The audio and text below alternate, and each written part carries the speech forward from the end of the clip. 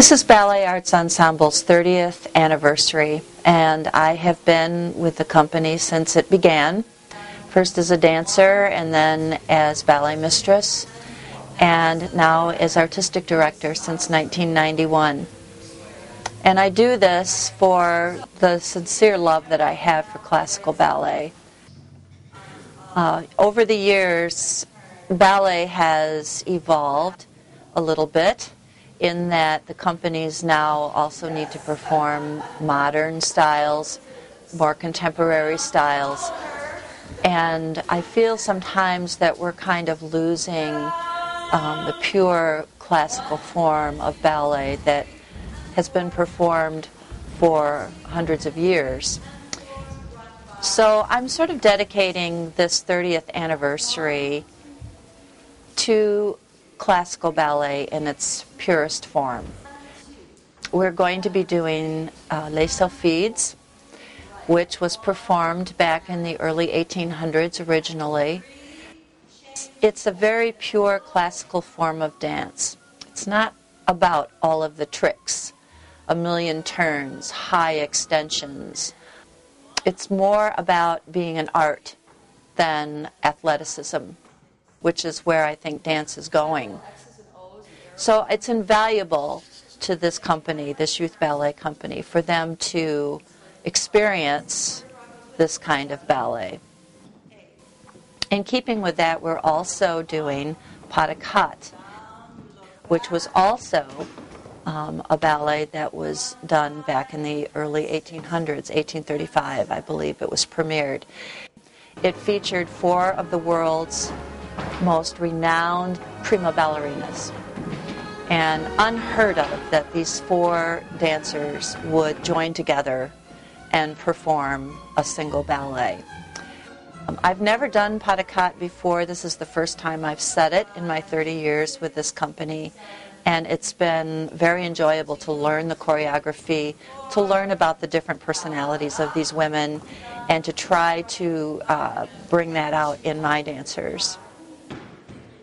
In keeping with the classical tradition, we are having guest artists, Margaret Hewling, who is my daughter, who dances currently with Ballet Quad Cities, and her partner Jason Gomez, and they will be doing the Black Swan, Pas de Deux, and Coda, and variation. And then also Margaret will be performing the Kitri variation from Don Quixote. So this is Lucas Beechler, and he's guesting with us again. How many times? I don't know. Quite a few. Yeah, 4 maybe. So he's going to do the solo in Les Sylphides, and we're very happy you're going to do that with us. A lot of partnering. So it's a very classical show, very different from the spring concert that we did last year, which featured jazz musicians and modern dance and, a lot of other things that were a little unusual. I'm sticking to the classical ballet, which is because it is my first love. I grew up in my training. My teacher was the prima ballerina with Ballet Russe de Monte Carlo, and she taught variations. So from a young age, I learned Giselle, I learned Les Sylphides, I learned Swan Lake, I learned Coppelia, I learned all of those classical ballet variations.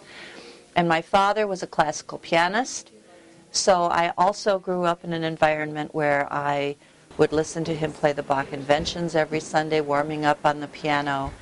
He had a string quartet that practiced regularly at our home, and so I listened to Bach and Beethoven and Mozart and all of those wonderful composers. And my father, being sensitive to the arts, provided me with all of the music from these wonderful ballets. We didn't have videos back then.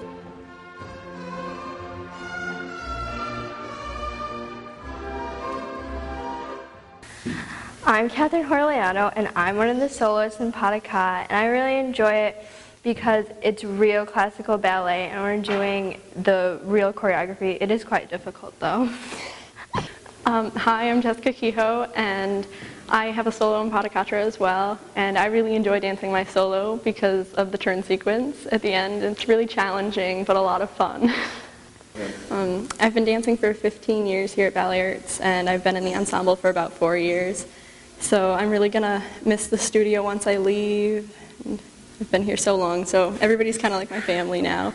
I've been dancing since I was 6 here, and I've also been in the ensemble for 4 years, and we had lots of friends like Jessie over here, and we're both going to miss Mrs. Hewling very much. Yep.